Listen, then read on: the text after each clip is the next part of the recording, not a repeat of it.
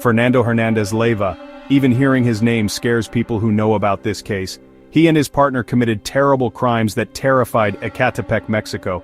His case is really dark and brutal. It shows us a scary look into the mind of a serial killer. Even experienced investigators were shocked by what Hernandez Leyva did. He was so cruel, so cold, and he didn't seem sorry at all. It seemed like he was controlled by his own twisted desires. This video will look at the life, crimes, and arrest of Fernando Hernandez Leyva. We'll explore what might have made him the way he was and the permanent mark he left on Mexico. His case became a morbid spectacle, both captivating and horrifying the nation. Everyone was asking the same question: how could someone do such awful things? We don't know everything about Hernandez Leyva's early life, but what we do know paints a picture of a difficult childhood.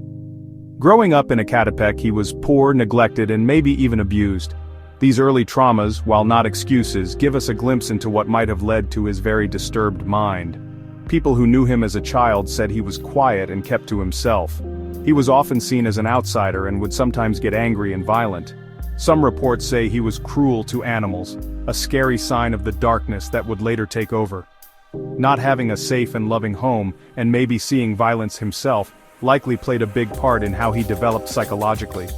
It's important to remember that while these things might have influenced him, they don't excuse what he did. We first heard about Hernandez Leyva's crimes in 2018, but investigators think he started killing much earlier. He and his partner targeted young women, tricking them with promises of help or jobs. These women, often poor and hoping for a better life, didn't know the danger they were in. The details of his crimes are too horrible to talk about here. Let's just say they involved torture, sexual assault, and murder, all done in a cold way that didn't show how serious his actions were. He often kept things that belonged to his victims, scary reminders of how evil he was. The way he committed his crimes was always the same, showing he planned them out carefully. He would bury the bodies in shallow graves or leave them in public places like he wasn't worried about getting caught. This boldness made people even more terrified and angry. Section 4. The walls close in. As more bodies were found, the police were under more pressure to catch the person doing these horrific things. The investigation was slow at first because there weren't many clues, and people in the community were afraid.